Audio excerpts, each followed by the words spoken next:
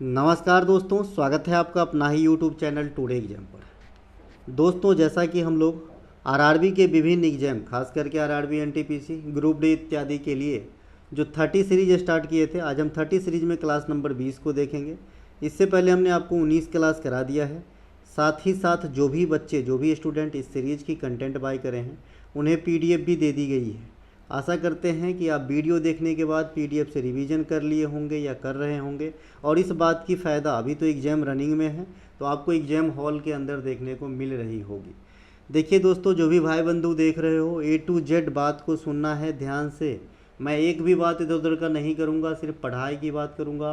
आप लाइक करो नहीं करो, हमें कोई फ़र्क नहीं पड़ता है। वो आखिरी बच्चा जो पढ़ना चाहे उसके लिए पढ़ाने आ जाता हूँ, ठीक है। और कोई शौक़ नहीं, कोई अन्य इच्छा नहीं है। तो भैया ध्यान से सुनिएगा, किसी भी एग्जाम में हमारे कंटेंट से 75% से अधिक क्वेश्चन आए हैं, आ रहे हैं और आते रहेंगे, है ना। अब ऐसा नहीं कि आपने एक वीडियो देखा और 40 में से 35 क्वेश्चन उसी छप जाएंगे क्या। नहीं भाई, जितना कहता हूँ उतना तो करो, है ना। तो भैया चलिए, अगर हमारा कोई सा भी कंटेंट चाहिए, चाहे एसएससी का हो, रेलवे का हो, दिल्ली पुलिस का हो, बिहार एसएससी दरोगा पुलिस का हो, आप इस मोबाइल नंबर पे व्हाट्सअप मैसेज करेंगे और कंटेंट को एक छोटी सी फ़ी अदा करके बाय करेंगे और फिर अपने जर्नी को सुगम बनाएंगे। सैकड़ों बच्चे सुगम बना के सेटल हो चुके हैं। पहला जो प्रश्न है, निम्नलिखित में से कौन सा कंप्यूटर की चौथी पीढ़ी का उदाहरण नहीं है। देखिए, कंप्यूटर की जो है अभी 5th और 4th जनरेशन जो है मिली जुली चल रही है, ठीक है। तो भाई इस जनरेशन के अंदर अगर आपको ड्यूरेशन याद हो कि भाई फर्स्ट जनरेशन कब से कब तक है, तो भी आप इस चीज़ को डिफ़ाइन नहीं कर पाओगे कि अमुक कंप्यूटर किस जनरेशन की है, क्योंकि आप उस कंप्यूटर की उत्पत्ति की ईस्वी नहीं याद रख पाते हो। तो कुछ ही गिने चुने कंप्यूटर आपके एग्जाम में आते हैं, जो इस प्रश्न के माध्यम से मैं आपको समझाऊंगा कि कौन सी कंप्यूटर जो है 4th जनरेशन की नहीं है। इसका right answer option number C है। जो ICL 2900 है, ये 3rd जनरेशन की कंप्यूटर है। अन्य जितने भी ऑप्शन में है, एप्पल वर्जन 2, TRS 80, स्टार 1000, ये सभी के सभी 4th जनरेशन के कंप्यूटर है। तो ऑप्शन नंबर सी यहाँ पे राइट आंसर हो रहा है, बिकॉज ये 3rd जनरेशन का है। अब हम अलग अलग जनरेशन को समझेंगे। ICL 2900 यह 3rd जनरेशन की कंप्यूटर है। 3rd जनरेशन के कंप्यूटर में सबसे पहले हम IC चिप का इस्तेमाल किए थे। IC चिप जो है जनरली सिलिकॉन के बनाए जाते हैं, है ना। किससे बनाए जाते हैं? सिलिकॉन के बनाए जाते हैं। और इसके आविष्कारक कौन थे? जैक किल्बी जो है इसके आविष्कारक हुआ करता था, है ना। इसी जनरेशन में यानी 3rd जनरेशन में ही मल्टी प्रोग्रामिंग ऑपरेटिंग सिस्टम की पहली बार उपयोग की गई, ठीक है। हाई लेवल लैंग्वेज की धड़ल्ले से उपयोग किया गया। यहाँ पे एक बात ध्यान देने योग्य है, अगर आपसे एग्जामिनर क्वेश्चन करता है कि HLL हाई लेवल लैंग्वेज, जैसे आपका SQL है ना, और भी बहुत सारे हैं, फोर्ट्रॉन 2 है, जावा है, पास्कल है, इन सब का अल्गोल है, इन सब का जो है किस जनरेशन में जो है इस्तेमाल करना स्टार्ट हो गया था, तो आप कहेंगे 2nd जनरेशन में ही स्टार्ट हो गया था। लेकिन बड़े पैमाने पर जो है वो हाई लेवल लैंग्वेज का इस्तेमाल 3rd जनरेशन के कंप्यूटर में हुआ था। ये दो बातें अलग अलग हैं, दोनों क्वेश्चन और दोनों आंसर अलग अलग है। हाई लेवल लैंग्वेज की यूज करना कब से स्टार्ट हुआ, तो 2nd जनरेशन में, लेकिन बड़े पैमाने पे तो 3rd जनरेशन में। याद रखना है इस बात को, ठीक है। अब देखिए, जो 3rd जनरेशन है इसमें हाई लेवल लैंग्वेज की इस्तेमाल होना स्टार्ट हो गया बड़े पैमाने पे, वो भी जैसे SQL, इसका फुल फॉर्म मैंने कल ही बताया था, पास्कल, अल्गोल इत्यादि का प्रयोग होने लगा। 3rd जनरेशन की जो अवधि है ये 1965 से 1975 तक मानी जाती है। तो ये अवधि भी याद रखना है, कभी कभी ये भी पूछा जाता है। अब हम 3rd जनरेशन के कुछ कंप्यूटर के उदाहरण देखेंगे। IBM 360, IBM 370, IBM 168, TDS 316, H6000, PDP 11, ICL 2900, ये सभी के सभी जो है 3rd जनरेशन के कंप्यूटर है ना। H को हेलेविन बोलते हैं, यहाँ मैंने शॉर्ट लिखा है ना। तो ये सभी के सभी आपको जो है 3rd जनरेशन के कंप्यूटर के अंतर्गत आ जाती है। कंप्यूटर के प्रथम जनरेशन में आएंगे या पहली जनरेशन की अवधि में आएंगे, तो ये भैया अवधि का जो पैमाना है 1942 से 45 तक ही मानी जाती है। ठीक है। कंप्यूटर का पिता चार्ल्स बेबेज को कहा जाता है। कंप्यूटर का पिता किसे कहा जाता है? चार्ल्स बेबेज को कहा जाता है। ये बहुत ही पुरानी क्वेश्चन और आंसर है ना। हालांकि चार्ल्स बेबेज अपने जीते जी पूर्ण रूप से कंप्यूटर नहीं बना पाए थे, ये बात आपको भी पता होगा। तो ये चार्ल्स बेबेज को कहा जाता है। लेकिन अगर आपको अन्य लैंग्वेज में इसी क्वेश्चन को पूछे कि आधुनिक कंप्यूटर के जनक, फादर ऑफ मॉडर्न कंप्यूटर, तो आप इसका आंसर देना है एलन ट्यूरिंग, है ना। एलन ट्यूरिंग के रूप में आपको इसको जो है आंसर करना है। मॉडर्न कंप्यूटर का फादर कौन है? Alan Turing. खाली कंप्यूटर का पिता कहेगा तो चार्ल्स बेबेज, है ना। खाली कंप्यूटर का पिता कहेगा तो चार्ल्स बेबेज। और उससे भी हट के पूछ दे भाई पहला डिजिटल इलेक्ट्रॉनिक कंप्यूटर का पिता कौन था, तो अटनोसॉफ उसका नाम होता है। हालांकि आज तक एग्जाम में ये क्वेश्चन पूछा नहीं है। पहले जनरेशन के कंप्यूटर में किसका इस्तेमाल किया गया था? तो वैक्यूम ट्यूब का प्रयोग किया गया था, निर्वात का प्रयोग किया गया था। आकार में बहुत ही बड़ा हुआ करता था। एक कंप्यूटर रखने के लिए एक घर का इस्तेमाल किया जाता होगा। इसमें मशीनी लैंग्वेज का इस्तेमाल किया गया था, यानी यहाँ पे जो हाई लेवल लैंग्वेज है इसका इस्तेमाल नहीं किया गया था। अभी मैंने कहा कि भाई हाई लेवल लैंग्वेज का इस्तेमाल स्टार्टअप हो गया था सेकेंड जनरेशन में और बड़े पैमाने पे किया जाने लगा थर्ड जनरेशन में। इट मीन्स जो सेकेंड जनरेशन है इसमें मशीनी लैंग्वेज के साथ साथ हाई लेवल लैंग्वेज का इस्तेमाल किया गया होगा, क्योंकि भाई किसी चीज़ की जब आवश्यकता होती है तभी आविष्कार उसका हो पाता है ना। तो इसीलिए जब मशीनी लैंग्वेज का इस्तेमाल पहली जनरेशन में किया जा रहा था और पहली से दूसरे जनरेशन में आया, इसमें मशीनी प्लस हाई दोनों का इस्तेमाल किया गया। ठीक है भैया। प्रथम जनरेशन का कंप्यूटर का उदाहरण कुछ है इडवैक, है ना, इडसैक, इनियक, इसका फुल फॉर्म भी बताया था अभी, है ना। इसका फुल फॉर्म भी पूछे जाते हैं एग्जाम के अंदर, इनियक का। आगे एक क्वेश्चन रखा हूँ, वहाँ पे डिटेल से इन सब चीज़ों को एक साथ समझाऊंगा कि किसका फुल फॉर्म और किसके आविष्कारक पूछे जाते हैं। दूसरी जनरेशन की अवधि जो है, अब हम सेकेंड जनरेशन पढ़ेंगे, इससे पहले हम फर्स्ट जनरेशन पढ़ रहे थे। ठीक है। दूसरी जनरेशन की जो अवधि है 1956 से 1964 को माना जाता है। इस जनरेशन में ट्रांजिस्टर का आविष्कार किया जाता है। जो बच्चे कंटेंट नहीं खरीदते हो, देखिए मुझे ये नहीं है कि आप कंटेंट खरीदो, तो भाई जो चीज़ आपके लिए न्यू हो उसे लिख लिया कीजिए। ठीक है। इसमें मशीनी लैंग्वेज के साथ साथ हाई लेवल लैंग्वेज का इस्तेमाल होना स्टार्ट किया गया। मैं इस बात को 3 बार जोर डाल के बताया। पहली उच्च स्तरीय प्रोग्रामिंग भाषा जो फोर्ट्रॉन है, इसका भी फुल फॉर्म पूछा जाता है। फार्मूला ट्रांसलेशन होता है, बहुत ईजी है याद रखना, है ना। हालांकि इसके कई वर्जन है ना, लेकिन जो फोर्ट्रॉन है सीधा सीधा इसका इस्तेमाल सेकेंड जनरेशन के कंप्यूटर में ही किया गया था। ठीक है भैया। इसके अलावा फोर्ट्रॉन के आविष्कारक भी आपके एग्जाम में पूछे जाते हैं, तो आप कहेंगे जॉन बेकस, है ना। जिसको कौन डिजाइन किया था? जॉन बेकस। इन्हें भी ध्यान रखना है। अब दूसरी जनरेशन के कुछ कंप्यूटर देख लेते हैं, जैसे IBM 7030 है, IBM 700 है, IBM 1401 है, IBM 7090 है ना। तो ये जो है आपका सेकेंड जनरेशन के कंप्यूटर के अंतर्गत आ जाते हैं। अच्छा, IBM का फुल फॉर्म भी पूछा जाता है ना। IBM इंटरनेशनल बिजनेस मशीन होता है, इन्हें भी ध्यान रखना है। इसके अलावा कंप्यूटर की चौथा जनरेशन जो आई, इसकी अवधि 1976 से 89 तक हुआ, और पांचवा जनरेशन जो होगा वो 90 से टिल डेट तक होगा, आज तक होगा। अब अगला आएगा तो पता नहीं, अभी तो यही चल रहा है। अभी मैंने शुरुआत में ही कहा था कि कंप्यूटर का चौथा और पांचवा जनरेशन की कंप्यूटर हम आजकल देखते हैं। ठीक है भाई। तो आजकल हम जितने भी कंप्यूटर देख रहे हैं, चाहे पर्सनल कंप्यूटर हो और भी कई फॉर्मेट के कंप्यूटर हैं, वो ज़्यादातर चौथा जनरेशन के होता है। Digital computer, personal computer, PC वगैरह, है ना। तो ये सभी चौथे जनरेशन का जो है कंप्यूटर है। तो इसीलिए मैंने इसका उदाहरण नहीं लिखा है और यहाँ से क्वेश्चन पार्टिकुलर पूछे भी नहीं जाते हैं, है ना। और जो चौथा जनरेशन का स्पेसिफिक कंप्यूटर है जो आपके एग्जाम में आता है, उस ऑप्शन में जो था 3 गो, उससे पकड़ लीजिएगा। जो क्वेश्चन के ऑप्शन में 3 गो थे, है ना, क्योंकि मैं इसी को लेके क्वेश्चन बनाया था। कंप्यूटर की 5वीं जनरेशन को जो 1990 से वर्तमान समय तक चल रही है, आर्टिफिशियल इंटेलिजेंस इसमें जो है इस्तेमाल किया गया है। और आजकल AI आप सभी जानते हैं क्या होता है। ये है भैया हमारे कुछ प्रोडक्ट, जैसे ये परीक्षा दर्पण रेलवे के लिए हमने शुरू से ही सलाह देते आ रहे हैं कि परीक्षा दर्पण और NTPC सीरीज़ के साथ साथ मॉक टेस्ट लगाना है, रेलवे का एग्जाम बेहतर आएगा।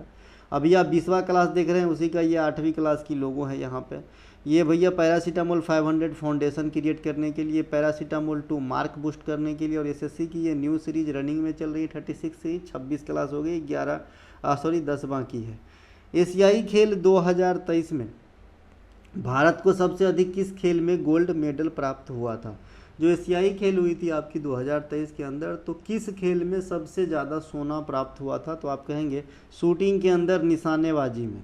एशियाई खेल की शुरुआत सबसे पहले कब होती है? 1951 दिल्ली से होती है ना। प्रथम संस्करण में कुल 11 देश भाग लिए थे, ये भी पूछे जाते हैं, और एसएससी बाबा ने कई बार इस पार्टिकुलर पॉइंट को पूछ रखा है कि कितने देश भाग लेते हैं, और रेलवे बाबा पूछते हैं कि एशियाई खेल की शुरुआत कब हुई थी। ठीक है। भारत में दूसरी बार एशियाई खेल का आयोजन 1982, ये भी दिल्ली के ही अंदर हुई थी। देखिए अभी जो भी बड़े लेवल की गेम है ना, जैसे एशियाई खेल हो गया, राष्ट्रमंडल खेल हो गया, तो ये दिल्ली में ही कराए गए हैं, है ना, ध्यान रखेंगे। एशियाई खेल में पहला स्वर्ण पदक जो है सचिन नाग को प्राप्त हुआ था, सचिन नाग को, है ना। और महिला में प्रथम पदक रोशन मिस्त्री को प्राप्त हुआ था भारत के लिए। भारत के लिए अगर आपसे पूछे कि भाई एशियन गेम में पहला पदक जेंट्स कौन है, तो सचिन नाग, और पहली महिला कौन है जिन्होंने पदक जीती, तो रोशन मिस्त्री। अब नाम ऐसा है लेकिन महिला है भैया, है ना। इनके अलावा वर्ष 2022-23 में होंगजो चीन में आयोजित, जहां भारत ने 28 स्वर्ण, 38 रजत और 41 कांस्य समेत कुल 107 पदक प्राप्त किए, है ना। और इस प्रतियोगिता में प्रथम स्थान पे तो चीन रहा और चौथा रैंक भारत का रहा। तो ये करंट सेक्शन से आपके एग्जाम में आ सकते हैं एशियाई खेल से, है ना, कि कितने पदक मिले, 107, कौन सा रैंक रहा चौथा, या फिर कौन सा देश पहले स्थान पे रहा, तो आप कहेंगे चाइना, और चाइना में ही हुआ था। 19वां एशियाई खेल में कुल 45 देश ने भाग लिया था। यही जो लेटेस्ट एशियाई खेल है उसके क्रमांक 19वीं थी। ठीक है। कुल 61 खेल को शामिल किया गया था। भारत 41 खेल में जो है फाइट किए थे। इस प्रतियोगिता के शुभंकर चेनचेन, कोंकोन और लिलियान, ये 3 रोबोट का एक समूह था, इन्हें भी ध्यान रखेंगे। एशियाई खेल 2023 में भारत की तरफ से सबसे अधिक पदक एथलेटिक्स में जीते गए 29। क्वेश्चन जो था कि भाई किस खेल में सबसे अधिक गोल्ड मेडल जीता गया, न कि ओवरऑल पदक था, इसीलिए आंसर निशानेबाजी था, है ना। यही तो है गेम भैया, है ना। लेकिन यहाँ पे जो ये पॉइंट लिखा गया है कि एशियाई खेल 2023 में भारत ने किस खेल में सर्वाधिक पदक प्राप्त किया, तो कहेंगे एथलेटिक्स, जिसमें 29 पदक आया। दूसरा सबसे अधिक पदक 22 पदक निशानेबाजी में, और तीसरा सबसे अधिक पदक तीरंदाजी में 9 आए। लेकिन अगर गोल्ड मेडल सबसे ज़्यादा कहेगा तो निशानेबाजी आंसर करना है। एशियन पैरा गेम्स 2023 में भारत को 29 गोल्ड, 31 रजत और 51 कांस्य के साथ 111 पदक प्राप्त हुआ, जो 5वां स्थान पे लाके खड़ा किया भारत को। तो ये पैरा वाला है, और पहले जो पॉइंट आप देख रहे थे वो मेन वाली एशियाई खेल का था। प्रतियोगिता में पहले स्थान पे पैरा वाले में भी चीन रहे हैं, और भारत का रैंक क्या रहा भैया, 5वां।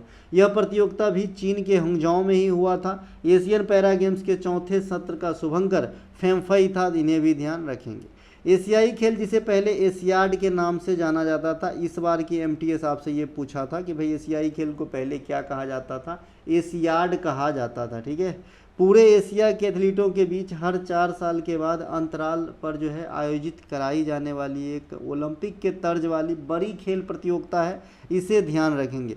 2026 का जो एशियाई खेल होगा ये जापान के एची और नगोया में होगा, इन्हें ध्यान रखेंगे। ये सिटी है जापान के अंदर। इसके अलावा भारत के लिए विश्व एथलेटिक्स चैंपियनशिप में पहला गोल्ड मेडल जीतने वाले कौन है खिलाड़ी, तो नीरज चोपड़ा थे, है ना, नीरज चोपड़ा, इन्हें ध्यान रखेंगे। 23 में जीते थे, है ना। विश्व एथलेटिक्स चैंपियनशिप 2025 टोक्यो जापान में होनी है। तो ये कुछ हमने करंट के रिगार्ड से खेल भावना से जुड़े हुए क्वेश्चन आपके लिए परोसा है। इनके अलावा भारत में किस पंचवर्षीय योजना के दौरान मिश्रित अर्थव्यवस्था का विकल्प चुना गया था? एक अच्छा तरफराती हुई क्वेश्चन। तो सेकेंड पंचवर्षीय योजना में जो है मिश्रित जो आपका इकोनॉमी है उसकी अवधारणा को एक्सेप्ट किया गया था इंडिया के अंदर। सेकेंड पंचवर्षीय योजना मैं बाद में आऊँगा, पहली पंचवर्षीय योजना पे पहले आ जाता हूँ। देखिए पंचवर्षीय योजना क्या होती है आप सभी को पता है, अलग से पढ़ा रखा हूँ, टॉपिक वाइज सेक्शन में कंटेंट के साथ आपको अलग से भी दिया जाता है। पंचवर्षीय योजना 5 वर्ष के लिए एक योजना कि भाई किस पे हमें कितना खर्च वगैरह करना है, आगामी 5 वर्ष में हम क्या क्या करेंगे। एक योजना मोटा मोटी तौर पे एक प्लान बनाया जाता, उसे योजना कहा जाता था। योजना बनाते थे योजना आयोग, जिसकी स्थापना हुई थी 1950 में और इसको जो है समाप्त कर दिया गया 2015 में और इसके जगह पे आ गया था नीति आयोग। ठीक है भाई, तो ये योजना आयोग, योजना बनाते थे तो योजना आयोग, लेकिन योजना को पूर्ण रूप से या अंतिम रूप देने का काम कौन करता था? राष्ट्रीय विकास परिषद। इस बात को भी ध्यान रखना, कभी कभी क्वेश्चन आज भी एग्जाम में पूछे जाते हैं। अब आ जाते हैं योजना पर, पंचवर्षीय योजना पे। देखिए भारत में कुल 5 ईयर प्लान जो है ये 12 बनाए गए, है ना, और आखिरी 12वीं पंचवर्षीय योजना की जो अवधि थी ये 2012 से 17 रखी गई थी। हालांकि बीच में ही बनाने वाली संस्था ही टर्मिनेट हो गया तो ये बीचे में ख़त्म हो गया, ये पूरा रूप से चल नहीं पाया। अब हम आते हैं पहले पंचवर्षीय योजना पे। शुरुआत हुआ था 1951-56 से। प्रथम पंचवर्षीय योजना का जो मॉडल था ये हेराल्ड डोमार मॉडल पे आधारित था और इस योजना में सबसे ज़्यादा कृषि सेक्टर पे जो है विशेष बल दिया गया था। इस योजना में कृषि के अलावा कुछ अन्य उपलब्धि है जो आपकी एग्जाम में पूछे जाते हैं। अगर आपसे पूछे कि भाई 5 IIT को स्थापित करने या नींव रखने की जो कार्यक्रम हुआ वो किस पंचवर्षीय योजना के दौरान हुआ, तो आप कहेंगे प्रथम पंचवर्षीय योजना के दौरान। इसके अलावा ये जो 5 IIT है आने वाले समय के लिए बच्चे खड़गपुर, बॉम्बे, मद्रास, कानपुर और दिल्ली, ये 5 जगह जो है स्थापित किए गए। इसके अलावा प्रसिद्ध चित्तरंजन लोकोमोटिव है ना, इसकी स्थापना भी प्रथम पंचवर्षीय योजना के दौरान ही हुआ था, ये ध्यान रखेंगे। अब आते हैं सेकेंड पंचवर्षीय योजना। सेकेंड की अवधि 1956 से 61 था। इसी में मिश्रित अर्थव्यवस्था की अवधारणा को अपनाया गया था। इसकी मॉडल की बात करेंगे PC महालनोबिस मॉडल, प्रशांत चंद्र महालनोबिस, ये भारत में बहुत बड़े अर्थशास्त्री थे। इन्हीं के जन्मदिन 29 जून को राष्ट्रीय सांख्यिकी दिवस के रूप में मनाया जाता है, ये भी ध्यान रखना है। इस पंचवर्षीय योजना में औद्योगिक क्षेत्र पर विशेष ध्यान दिया गया, विशेषकर भारी उद्योग पे। और आप सभी को पता होगा 3 बड़ी बड़ी कंपनियां, फैक्ट्रियां जो अलग अलग देश के सहयोग से स्थापित किया गया था, कई बार मैं बता चुका हूं। दुर्गापुर, राउरकेला और आपका जो है भिलाई में क्रमशः ब्रिटेन, जर्मनी और रसिया के सहयोग से लगाया गया था। इस पंचवर्षीय योजना का जो लक्ष्य रखा गया था 4.5% प्राप्ति लगभग हो गई थी, 4.27%, अर्थात यह सफल पंचवर्षीय योजना रहा था। अभी मैंने सेकेंड पंचवर्षीय योजना में 3 बड़े बड़े फैक्ट्रियां अलग अलग देश के सहयोग से बताया था। मौखिक रूप से यही चीज़ यहाँ पे लिखित रूप से है, यहाँ से भी क्वेश्चन आपके एग्जाम में आती है, क्वेश्चन है ना। योजना अवकाश का काल 1966 से 1969 को कहा जाता है, क्योंकि इस दरमियान कोई भी पंचवर्षीय योजना नहीं बनाए गए थे। 1978 से 1983 तक के लिए जो है रोलिंग प्लान की अवधारणा को फिक्स किया गया था जनता पार्टी के सरकार मोरारजी देसाई साहब के द्वारा। लेकिन जब कांग्रेस के हाथ में फिर से गद्दी आ जाती है तो 1980 में ही रोलिंग प्लान को समाप्त करके छठी पंचवर्षीय योजना नए सिरे से 1980 से 85 के लिए बनाया जाता है। और 12 पंचवर्षीय योजना के बारे में आपको समझना है, या तो आपको प्लेलिस्ट में टॉपिक वाइज वाला जो प्लेलिस्ट है वहाँ पे वीडियो मिल जाएगा, या फिर आप कंटेंट खरीदे होंगे तो आप टॉपिक वाइज में जाके देखिएगा। योजना आयोग के द्वारा 12 पंचवर्षीय योजना का निर्माण किया गया। अंतिम पंचवर्षीय योजना का कार्यकाल 12-17 था, मैंने अब भी बताया। पंचवर्षीय योजना के बारे में विशेष के लिए टॉपिक वाइज सेक्शन देखिए। सुभाष चंद्र बोस दिल्ली चलो का नारा कहाँ से दिए थे, डॉट में आपको जगह फिल करना है। सिंगापुर से दिए थे दिल्ली चलो का नारा। सुभाष चंद्र बोस 1943 में सिंगापुर से दिल्ली चलो का नारा दिए थे। सुभाष चंद्र बोस के राजनीतिक गुरु कौन थे? चित्तरंजन दास साहब थे। चित्तरंजन दास साहब को जो है देश बंधु कहा जाता है। एगो कन्फ्यूजन पेयर है इनका, दीन बंधु है ना, एगो है दीन बंधु, तो दीन बंधु कहा जाता है CF एंड्रयूज को, ठीक है। और देश बंधु कहा जाता है चित्तरंजन दास को। बंग बंधु कहा जाता है शेख मुजीबुर रहमान को। तो ये कुछ बंधु वाला जो क्वेश्चन है आपके एग्जाम में आते हैं, ठीक है। और जो आपका खिलाफत आंदोलन है उनके नेतृत्व किए थे अली बंधु, ये भी पूछे जाते हैं। तो ये बंधु वाला बात भी ध्यान रख लेना, ठीक है। इनके अलावा वर्ष 2021 में नेताजी सुभाष चंद्र बोस के जन्मदिन पर 23 जनवरी को पराक्रम दिवस मनाना स्टार्ट हुआ, जो अभी भी मनाए जाते हैं।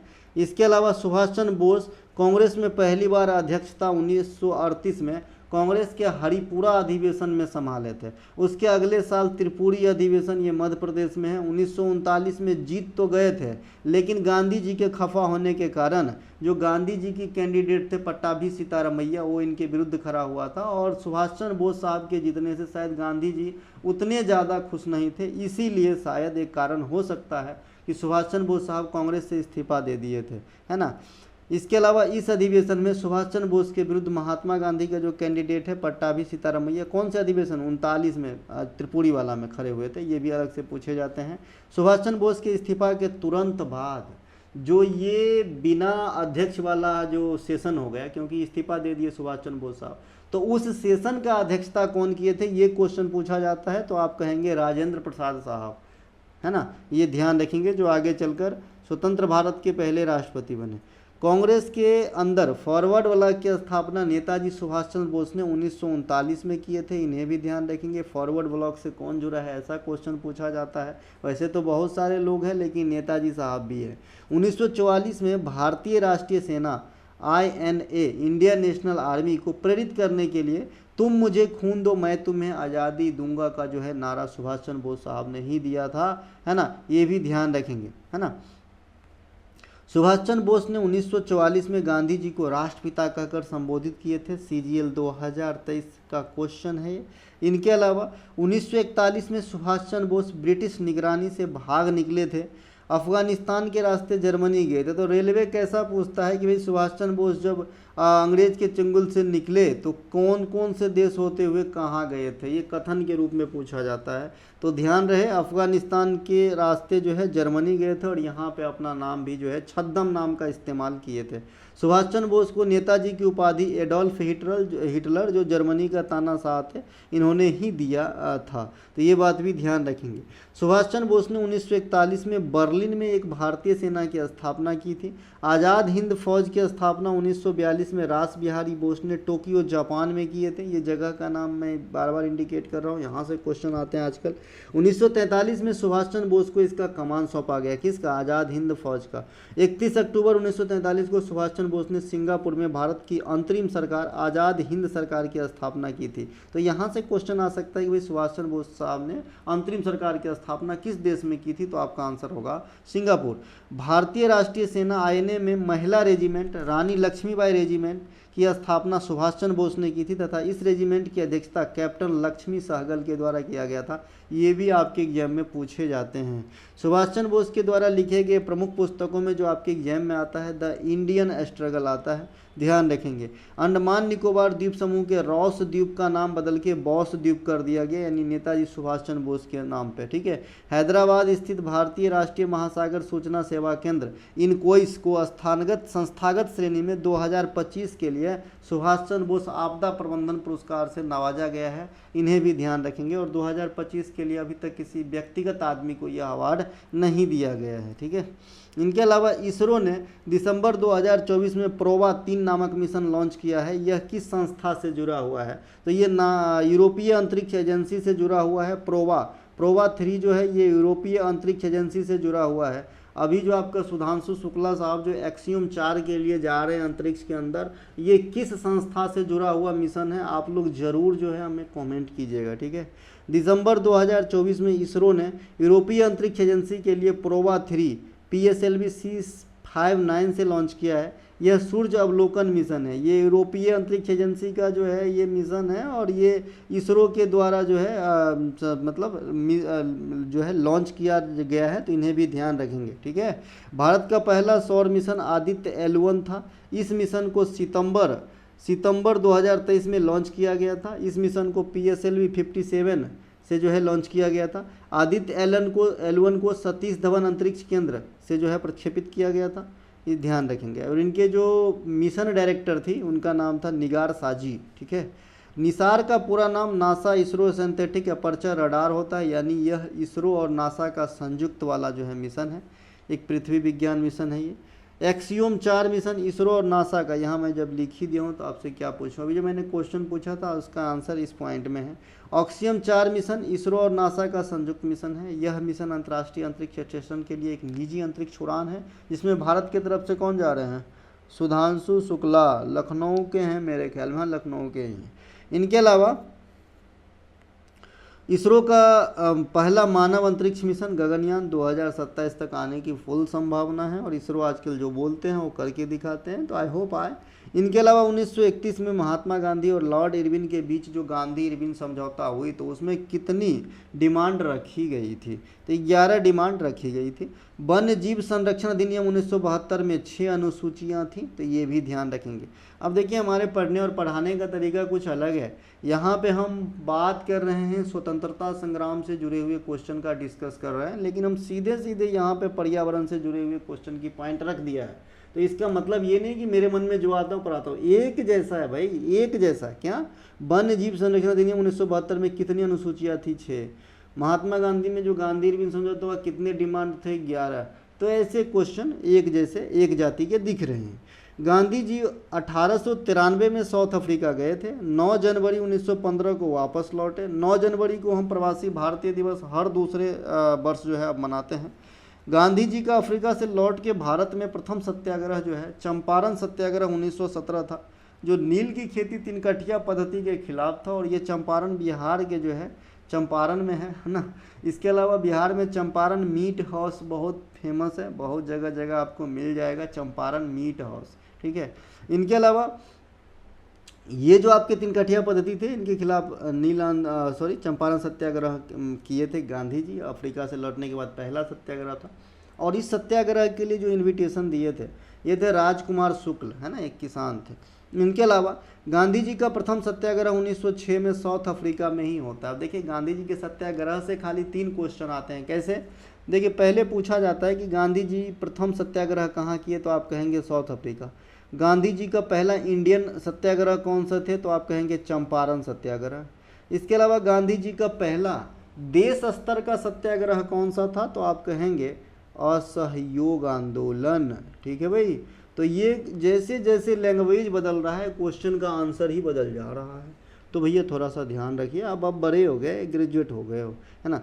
गांधी जी कांग्रेस के मंच पे पहली बार कब दिखे, तो आप कहेंगे 1901 में। अब बहुत सारे बच्चा यहाँ पे दिमाग लगा रहा होगा कि भाई 1893 में गया, 1915 में आए, तो ये 1901 में कांग्रेस के मंच पे कैसे दिखे? तो भाई बीच में आ नहीं सकते क्या, ठीक है। याद रखिए 1901 में पहली बार कांग्रेस के मंच पे दिखे थे गांधी जी, ठीक है। और कांग्रेस के कई दिग्गज नेता से मिले थे वो, हालांकि एक्टिव नहीं रहते, कोई मेंबर नहीं रहते। और ऐसे आपको पता है कि गांधी जी कांग्रेस के अधिवेशन की अध्यक्षता सिर्फ एक ही बार किए थे, बेलगांव अधिवेशन 1924 में, ठीक है भैया। अभी जो मैंने आपको बताया है कि भाई गांधी जी की पहला सत्याग्रह साउथ अफ्रीका, पहला सत्याग्रह इंडिया लौटने के बाद चंपारण, और पहला देश स्तर का सत्याग्रह असहयोग आंदोलन, यही चीज़ यहाँ पे लिखा हुआ है। अगर आपसे कहे कि भाई असहयोग आंदोलन क्यों बंद हुआ, तो आप कहेंगे चौरा चौरी हत्याकांड के कारण, जो 1922 में हुआ था। असहयोग आंदोलन शुरू हुआ था 1920 में। खिलाफत आंदोलन की शुरुआत 1919 में अली बंधु, मोहम्मद अली और शौकत अली के द्वारा किया गया था। 1920 के मध्य में खिलाफत नेताओं ने महात्मा गांधी को असहयोग आंदोलन के साथ जुड़ गए। एक क्वेश्चन यहाँ से आने वाले दिन में एग्जामिनर बड़ा अच्छा निकालेगा कि खिलाफत आंदोलन के जो नेता लोग थे वो किस आंदोलन में सक्रिय रहे थे, तो आप कहेंगे असहयोग आंदोलन, ठीक है भैया। गांधी जी कांग्रेस में एकमात्र बार अध्यक्षता किए थे, बेलगांव अधिवेशन 1924, और Gandhi ji second round table conference में भाग लेने लंदन गए थे, यानी 1931 में। 3 आपका गोलमेज सम्मेलन होता है, तीनों के तीनों लंदन में होता है, 1930 में होता है, 1931 में होता है और 1932 में होता है। तीनों की अध्यक्षता कौन करते हैं? रैमजे मैकडोनाल्ड करते हैं, जो उस समय आपका जो है ब्रिटेन के प्रधानमंत्री हुआ करते थे। गांधी जी 1936 ईस्वी में महाराष्ट्र के वर्धा में सेवाग्राम आश्रम की स्थापना की थी। वीवीआई करेंगे, जो बच्चे ऊपर झापर पढ़ते हैं सोचेंगे ही नहीं। 1936 के बाद यहीं से निवास करते हुए स्वतंत्रता संग्राम में सक्रिय रहे थे। तो अगर आपसे पूछे कि भाई गांधी जी आज जो स्वतंत्रता संग्राम में सक्रिय रहे थे तो कहाँ रह के, तो आप कहेंगे सेवाग्राम आश्रम। ये कहाँ है? महाराष्ट्र के वर्धा में है। स्थापना कब हुई थी? 1936 में। सत्याग्रह आश्रम की स्थापना महात्मा गांधी 1915 में अहमदाबाद के पास कोरचे गांव है वहाँ पे किए थे। बाद में 1917 में आश्रम को साबरमती में स्थानांतरित कर दिया गया और इसे साबरमती आश्रम के रूप में जाना लगा। तो भाई साबरमती आश्रम हो चाहे सेवाग्राम आश्रम हो, दोनों को फाउंड कौन करते हैं? महात्मा गांधी साहब करते हैं, है ना। इसके अलावा गांधी जी के द्वारा 12 मार्च 1930 को जो नमक कानून या डांडी मार्च या फिर क्या कहा जाता है उसे, डांडी मार्च, नमक का डांडी मार्च ही सही है ना। तो ये जो आपका 12 मार्च 1930 को चलाया गया था ब्रिटिश नीतियों का विरोध करने हेतु, साबरमती आश्रम से ये स्टार्ट हुआ था, है ना। और ये 6 अप्रैल 1930 को दांडी पहुंचकर नमक कानून को तोड़े थे, और इस यात्रा में जो है उनके साथ 78 सहयोगी शामिल थे। प्रमुख महिला सहयोगी इसमें सरोजनी नायडू। गांधी जी से 2 महिला सहयोगी का क्वेश्चन पूछा जाता है, एक भारत छोड़ो आंदोलन में महिला सहयोगी तो अरुणा आसफ अली, और एक आपका दांडी मार्च में जो है या फिर सविनय अवज्ञा आंदोलन भी इसे बोलते हैं, इसमें महिला सहयोगी तो सरोजनी नायडू। दोनों बात ध्यान रखना, है ना। बहुत दिन बिता लिए रे इस सेक्टर में, 2011, 25, 14 साल तो कुछ तो रहेगा। क्वेश्चन कैसे पूछते हैं, कैसा आता है, तो यही सब बयां करता हूँ, मैं कोई टीचर थोड़ी हूँ, है ना। गांधी जी साउथ अफ्रीका में 1904 में फिनिक्स फार्म की स्थापना डरबन में, 1910 में टॉल्स्टॉय फार्म की स्थापना जोहान्सबर्ग में। तो ये दोनों जगह का ही नाम रखना है याद, दोनों के दोनों साउथ अफ्रीका के अंदर है। क्रिकेट आप देखते होंगे, यहाँ पे क्रिकेट भी होती है डरबन में, साउथ अफ्रीका में, केपटाउन में, है ना। 2023 में टॉल्स्टॉय फार्म के प्रांगण में महात्मा गांधी का प्रतिमा स्थापित किया गया, ये हाल फिलहाल की बात है। इनके अलावा भारत का पहला व्यक्तिगत सत्याग्रही कौन थे, तो कहेंगे आचार्य विनोबा भावे। बहुत सारे बच्चा महात्मा गांधी मार देगा, गलती हो जाएगा। इन्हें 1940 में महात्मा गांधी के द्वारा ही प्रोत्साहित किया गया था, और ये व्यक्तिगत सत्याग्रही कहलाए इंडिया में। और आप सभी को पता होगा कि विनोबा भावे जो है भूदान आंदोलन के जनक थे। भूदान आंदोलन की शुरुआत 1951 में विनोबा भावे तेलंगाना के पोंचमपल्ली गांव से किया था, और ये गांव का नाम कई बार आपके एग्जाम में पूछे जा चुके हैं। क्रिप्स मिशन की विफलता के कारण 8 अगस्त 1942 को जो भारत छोड़ो आंदोलन बम्बई से स्टार्ट किया गया था, उसी में डू और डाई का नारा दिया गया था गांधी जी के द्वारा। इस आंदोलन में गांधी जी की प्रमुख महिला सहयोगी अरुणा आसफ अली जी थी। इस आंदोलन के दौरान गांधी जी को गिरफ्तार करके पूना के आगा खां पैलेस में रखा गया था, है ना। भारत छोड़ो आंदोलन को दबाने के लिए अंग्रेजों द्वारा जो ऑपरेशन चलाया गया था उसका नाम था ऑपरेशन जीरो आवर, इन्हें ध्यान रखेंगे। और उस समय वायसराय लिनलिथगो हुआ करता था। गांधी जी की आत्मकथा का नाम सत्य का प्रयोग गुजराती भाषा में लिखा गया, हालांकि ये कई भाषा में अन्य अन्य राइटर के द्वारा लिखे जा चुके हैं। गांधी जी के द्वारा लिखे गए प्रमुख पुस्तकों में इंडियन ओपिनियन, है ना, हिंद स्वराज इत्यादि प्रमुख है ना। इनके एक नवजीवन समाचार पत्र भी थे, वो भी गुजराती भाषा के थे, वो भी आपके एग्जाम में पूछे जाते हैं। स्वर्णिम चतुर्भुज योजना 1999 में किस प्रधानमंत्री के द्वारा जो है लॉन्च किया गया था, या शुरू किया गया था, या फीता काटा गया था, तो आप कहेंगे अटल बिहारी वाजपेयी साहब के द्वारा। स्वर्णिम चतुर्भुज जो 4 महानगरों को जोड़ने का एक सड़क नेटवर्क परियोजना है, इसकी शुरुआत नींव 1999 में रखा गया, 2001 में लॉन्च किया गया और 2012 में पूर्ण रूप से बनकर तैयार हुआ। यहाँ पे 3 ईस्वी की खेला है, ठीक है। इसकी टोटल लंबाई 5856 किलोमीटर है, 5856 किलोमीटर है, जो 4 महानगर मुंबई, दिल्ली, कोलकाता और चेन्नई को जोड़ने का काम करता है। दुनिया का सबसे लंबा रेल मार्ग मॉस्को से रूस व्लादिवोस्तोक तक जाती है, और इसकी जो टोटल लंबाई है 9289 किलोमीटर है, बाप रे। इसके अलावा भारत में ग्रैंड ट्रंक रोड अमृतसर से कोलकाता तक फैली हुई है, अर्थात ये ग्रैंड ट्रंक रोड वैसे बात करेंगे तो बांग्लादेश से अफगानिस्तान तक फैली हुई है, लेकिन भारत के लिहाज से बात करेंगे तो पूर्व से सीधा पश्चिम, अमृतसर से कोलकाता से अमृतसर तक फैला हुआ है, और इसकी निर्माण शेरशाह सूरी ने करवाया ऐसा माना जाता है। दुनिया की सबसे लंबी सड़क पैन अमेरिका हाईवे है। दुनिया में सबसे बड़ा सड़क नेटवर्क वाला देश भी अमेरिका है, तो ये दोनों अमेरिका अपने कब्जे में लेके रखा है। भारत चीन को पछाड़ते हुए दुनिया का दूसरा सबसे बड़ा सड़क नेटवर्क वाला देश बन गया है। तो ये एक VVI क्वेश्चन करेंट सेक्शन से ले लीजिएगा कि दुनिया में दूसरी सबसे अधिक सड़क नेटवर्क वाला देश कौन सा है, तो आप कहेंगे भैया इंडिया है। और सड़कों का सबसे अधिक नेटवर्क कहाँ पर रहेगा, तो उत्तर प्रदेश में रहेगा। रेल की सबसे अधिक पटरी कहाँ पर रहेगा, उत्तर प्रदेश में रहेगा। देश में सबसे अधिक जनसंख्या किस स्टेट के रहेंगे, तो उत्तर प्रदेश के रहेंगे। ये सब कुछ एक मामले में उत्तर प्रदेश काफ़ी अमीर है। दूध का काफ़ी उत्पादन उत्तर प्रदेश में होता है, गेहूँ का होता है, गन्ना का होता है, चीनी का होता है, ये सब कहाँ पे होता है, उत्तर प्रदेश के अंदर होता है, तो इन्हें भी ध्यान रखेंगे। दुनिया की सबसे लंबी सुरंग जो है ये गॉड्स बेस स्विट्जरलैंड में, इन्हें भी ध्यान रखेंगे। अभी चिनाव पुल बन के जो है उद्घाटन भी हो गया है, उनके बारे में भी एक दिन बताऊँगा, है ना। ये भी दुनिया में सबसे ऊंचा पुल है, लेकिन कौन सा पुल है ये सब डिटेल वहाँ पे बात करूँगा। भारत में कुल 599 राष्ट्रीय राजमार्ग है, माफ़ कीजिएगा 599 से ज़्यादा कर लीजिएगा, है ना। हाँ नहीं 599 ही रखेगा, ठीक है 599 ही है ना। इसके अलावा जिसकी लंबाई जो है 144000 किलोमीटर, इससे या फिर इससे अधिक, क्योंकि मैं आज पढ़ा रहा हूँ, हो सकता है 2-4 दिन पहले वो उद्घाटन हो गया हो भैया, है ना। भारत में यातायात का लगभग 40% जो है नेशनल हाईवे से जो है संपन्न होती है, ध्यान रखेंगे। एल्गोरिथम लैंग्वेज अल्गोल खोज कब किया गया था? 1958 में। 1958 में आपका DRDO का भी खोज किया गया था, इन्हें भी ध्यान रख लेंगे, ठीक है। एल्गोरिदम लैंग्वेज अल्गोल, है ना, मूल रूप से 1958 में विकसित एक उच्च स्तरीय प्रोग्रामिंग भाषा है। अल्गोल जो है एक ऐसा भाषा है, उच्च स्तरीय प्रोग्रामिंग भाषा है, 1958 में आपका आता है। कोबोल का फुल फॉर्म भी पूछा जाता है, common business oriented language is a high level programming language for business. ये बिजनेस पर्पज से हाई लेवल प्रोग्रामिंग लैंग्वेज है कोबोल, इन्हें भी ध्यान रखेंगे, है ना। इसमें जो है यह जो प्रोग्रामिंग लैंग्वेज है आपका कोबोल, ये बहुत ज़्यादा फ्लोमैटिक एक लैंग्वेज है, इससे मिलता जुलता है। फोर्ट्रॉन फार्मूला ट्रांसलेशन, अभी मैंने बताया 1957 में जॉन बैकस के द्वारा डिजाइन किया गया था और इसका इस्तेमाल सबसे पहले सेकेंड जनरेशन के कंप्यूटर में करा गया था। यूनिवैक फर्स्ट, इसका जो है यूनिवर्सल ऑटोमेटिक कंप्यूटर होता है, जो जैन मोचली और जे स्पियर एकट के द्वारा डिजाइन किया गया था। इनिएक का फुल फॉर्म भी पूछा जाता है, जो यहाँ पे फिर से लिखा गया है, electronic numerical integrator and computer, ठीक है भाई। इनके अलावा भारतीय भारोत्तोलन महासंघ, जिसे IWLF के नाम से जाना जाता है, संस्था ने अप्रैल 2025 में किसे अध्यक्ष के तौर पे चुना है? तो मीराबाई चानू को। मीराबाई चानू टोक्यो ओलंपिक 2020 में भारत को रजत मेडल दिलाई थी। इसके अलावा मीराबाई चानू जो है ये भारतीय राज्य मणिपुर से बिलोंग करते हैं। इंडियन वेट लिफ्टिंग फेडरेशन, इसकी स्थापना 1935 में और इसकी जो हेड क्वार्टर है ये दिल्ली के अंदर है।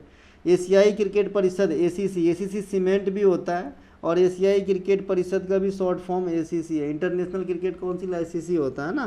तो इसके जो नए अध्यक्ष बने हैं मोहसिन नकवी, है ना, इन्हें भी ध्यान रखेंगे। राष्ट्रमंडल महासचिव बनने वाली पहले अफ्रीकी मूल की महिला शार्ली बिचवे बनी है। राष्ट्रमंडल 56 देशों का एगो संगठन है और आप सभी जानते हैं राष्ट्रमंडल खेल भी जो होता है वो कभी न कभी ब्रिटेन के अधीन रहा देश है वही भाग लेते हैं, हालांकि एक आधा अपवाद भी है, ठीक है। तो राष्ट्रमंडल का सचिव बनने वाली अफ्रीकी मूल की पहली महिला शार्ली बिचवे को ध्यान रखना, क्योंकि भैया आपको याद होगा कि संयुक्त राष्ट्र संघ के पहले अफ्रीकी मूल के महासचिव कौन थे, ये भी क्वेश्चन आपसे पूछा जाता है। अंतर्राष्ट्रीय ओलंपिक समिति के प्रथम भारतीय महिला सदस्य नीता अंबानी थी। भैया पैसा है तो सदस्य हो सकते हैं, है ना। अंतर्राष्ट्रीय ओलंपिक समिति का गठन 1894 में किया गया था। इसका मुख्यालय लुसाने स्विट्जरलैंड में। भगवान और उनको दे यार, क्योंकि वो बहुत अच्छे अच्छे काम भी करते हैं, जो हमारा अंबानी फैमिली है। भारतीय ओलंपिक कमेटी की प्रथम महिला अध्यक्ष PT उषा बनी थी, इन्हें ध्यान रखेंगे। इंडियन ओलंपिक कमेटी की स्थापना 1927 में हुआ था और पहला अध्यक्ष कहेगा तो दोराबजी टाटा होगा और इन्हीं के प्रयास से ये फाउंड किया गया था।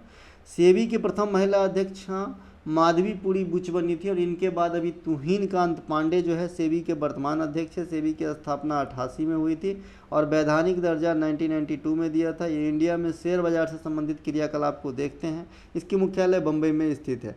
भारत के वर्तमान राजस्व सचिव अजय सेठ बने हैं और भारत में प्रथम महिला विधि सचिव अंजू राठी राणा बने हैं। ये सभी के सभी करेंट्स के लिहाज से क्वेश्चन था अपॉइंटमेंट को लेकर। उस्ताद जाकिर हुसैन को संगीत नाटक अकादमी पुरस्कार से कब सम्मानित किया गया? तो उस्ताद जाकिर हुसैन साहब को जो है संगीत नाटक अकादमी पुरस्कार से 1990 में सम्मानित किया गया था, इन्हें ध्यान रखेंगे। अब जाकिर हुसैन साहब हमारे बीच नहीं है तो इनका जो प्राइज वगैरह है ध्यान रखेंगे। उस्ताद जाकिर हुसैन साहब पंजाब घराने के सुप्रसिद्ध तबला वादक थे। इन्हें भारत सरकार के द्वारा 1988 में पद्मश्री, 2002 में पद्म भूषण और 2023 में पद्म विभूषण से सम्मानित किया जा चुका है और कई 5 ग्रैमी अवार्ड के भी विजेता हैं। उस्ताद जाकिर हुसैन कुल मिला के 5 ग्रैमी अवार्ड जीते हैं। 2024 में उन्हें एक साथ 3 ग्रैमी अवार्ड मिला था, जो आज तक के किसी भारतीय के लिए पहला रिकॉर्ड होगा जाकिर हुसैन साहब के रूप में कि भाई एक साथ 3 ग्रैमी अवार्ड जो है रिसीव किए। तो जो 2024 में लेटेस्ट ग्रैमी अवार्ड मिला वो जाकिर हुसैन साहब को दिस मोमेंट और पश्तो के लिए मिला था, ध्यान रखेंगे। जाकिर हुसैन साहब को पहले ग्रैमी अवार्ड 1992 में उनके एल्बम प्लेनेट ड्रम के लिए दिया गया था। तबला के अन्य प्रमुख वादकों में आएंगे तो अबन मिस्त्री होगा, उस्ताद जाकिर हुसैन होगा, उस्ताद अल्लाह रखा जो जाकिर हुसैन साहब के पिता हैं, और निधो चटर्जी, विक्रम घोष, किशन महाराज, शंकर घोष, अनुराधा पाल, चतुरलाल, योगेश शमसी, त्रिलोक गुर्टू, कुमार बोस, तन्मय बोस, फजल कुरैशी, समता प्रसाद, अनोखे लाल मिश्रा, ये सभी के सभी जो है आपके क्या बजाते हैं? तबला बजाते हैं, इन्हें ध्यान रखेंगे। भारत के प्रसिद्ध गिटार कलाकार कौन कौन है भैया? बैजू धर्माजन, अमित दत्ता, सुष्मिता सेन, रेक्स विजयन, कपिल श्रीवास्तव, इन्हें भी ध्यान रखेंगे। ये सभी के सभी गिटार बजा लेते हैं। भारत में बीना के कलाकार जयंती कुमारेश, असद अली खान, है ना। इसके अलावा बालचंद्रन, चिट्टी बाबू, ये सभी के सभी क्या बजाते हैं, बीना बजाते हैं। भारत के प्रसिद्ध सितार कलाकार अरविंद पारिख, पंडित रविशंकर, ऋषभ रिखीराम शर्मा बहुत ज़्यादा पॉपुलर हो रहे हैं ये, शाहिद परवेज खान, बुद्धादित्य मुखर्जी, अनुष्का शंकर, निखिल बनर्जी और बिलायत खान। इसके चेहरा में ही एक अलग वैब्स दिखने को मिलता है भाई, लगता है जैसे स्वयं जो है देवता बजा रहे हैं, गा रहे हैं, है ना। तो ये काफ़ी वर्साटाइल एक्टर है, मतलब प्लेयर हैं ऋषभ रिखीराम शर्मा, ये आपके सितार प्ले करते हैं, आने वाले एग्जाम में देखा जा सकता है।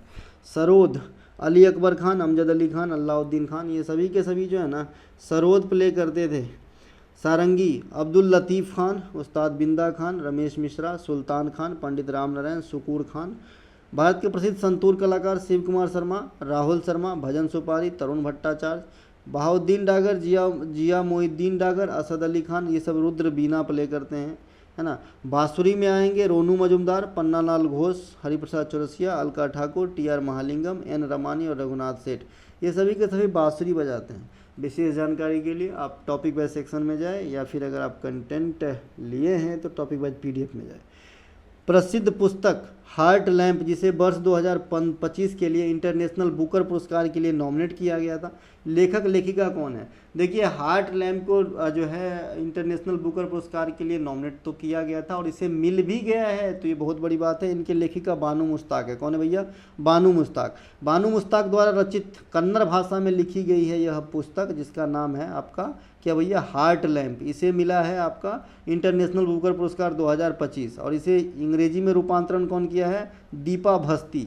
आप सभी को पता होगा कि एगो बुकर पुरस्कार है, एगो इंटरनेशनल बुकर पुरस्कार है। तो एगो जो बुकर पुरस्कार है ये आपके अंग्रेजी में लिखा हुआ किताब को मिलता है, स्टोरी को मिलता है, और एगो जो इंटरनेशनल बुकर पुरस्कार है ये दुनिया के किसी भी भाषा में लिखा गया हो, लेकिन अगर उसका अंग्रेजी रूपांतरण हो गया हो तो उसको मिल सकता है। ठीक है भाई, समझ में आया? बुकर पुरस्कार 2024 उपन्यास ऑर्बिटल के दिया गया था, समंथा हार्वे को। अंतर्राष्ट्रीय बुकर पुरस्कार 2024 कैरोस उनके जो है अपर्णा बेग को दिया गया है। बुकर पुरस्कार की शुरुआत 1969 में किया गया था। इसे मैन बुकर पुरस्कार भी कहा जाता है। यह पुरस्कार इंग्लिश भाषा में लिखे गए लेख को दिया जाता है जो ब्रिटेन और आयरलैंड में प्रकाशित होता हो। BS Naipaul in a free state के लिए, है ना, मैन बुकर पुरस्कार जीतने वाले पहले भारतीय मूल के लेखक हैं, जबकि अनुरुति Roy the God of small things के लिए मैन बुकर पुरस्कार जीतने वाली पहली भारतीय मूल की महिला है। बुकर पुरस्कार के अन्य भारतीय मूल की विजेता किरण देसाई है द इनहेरिटेंस ऑफ लॉस के लिए, और अरविंद अडिगा है द व्हाइट टाइगर के लिए। ये सब ध्यान रखना है।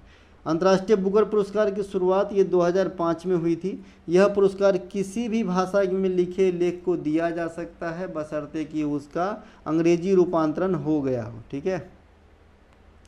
इसके अलावा देखिए, अभी हाल फिलहाल भारत के गीतांजलि श्री, उनकी किताब का नाम रेत की समाधि है, टॉम्ब ऑफ सैंड, उनके लिए जो है इंटरनेशनल बुकर पुरस्कार जीती थी, है ना। तो ये बहुत बड़ी बात है कि भाई 4 साल के अंदर 2 बार हम में भारतीय विजेता हो चुके हैं इनके। पुलित्जर पुरस्कार को पत्रकारिता के क्षेत्र में दिया जाता है, जोसेफ पुलित्जर के याद में 1917 से। ज्ञानपीठ पुरस्कार की शुरुआत 1965 में हुआ था। यह पुरस्कार भारतीय भाषा और अंग्रेजी में भारतीय ज्ञानपीठ ट्रस्ट के द्वारा दिया जाता है। यह पुरस्कार में 11 लाख रुपए की राशि नगद दी जाती है। देवी सरस्वती की एक प्रतिमा दी जाती है।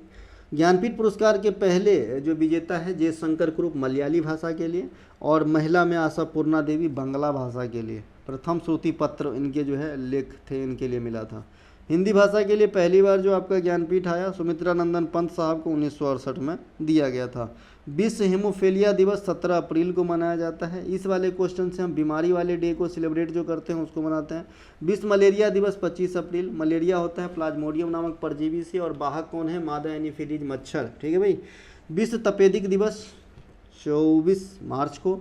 विश्व एड्स दिवस 1 दिसंबर को। ये HIV से होता है ना, HIV वायरस से, और ये असुरक्षित यौन संबंध या फिर असुरक्षित रक्तदान से होती है एड्स, जिसमें शरीर में संक्रमण तत्व जो आपका मतलब रोग से लड़ने की प्रतिरोधक क्षमता है वो नष्ट हो जाती है। विश्व होम्योपैथी दिवस 10 अप्रैल को होम्योपैथिक का जनक हैनीमैन को कहा जाता है, ये भी पूछा जाता है। रेड क्रॉस दिवस 8 मई को। रेड क्रॉस का मुख्यालय कहाँ पे? जेनेवा में है। और रेड क्रॉस के फाउंडर कौन है? हेनरी जे ड्यूनांट, है ना। विश्व अर्जेंटीना जागरूकता ऑटिज्म है भैया।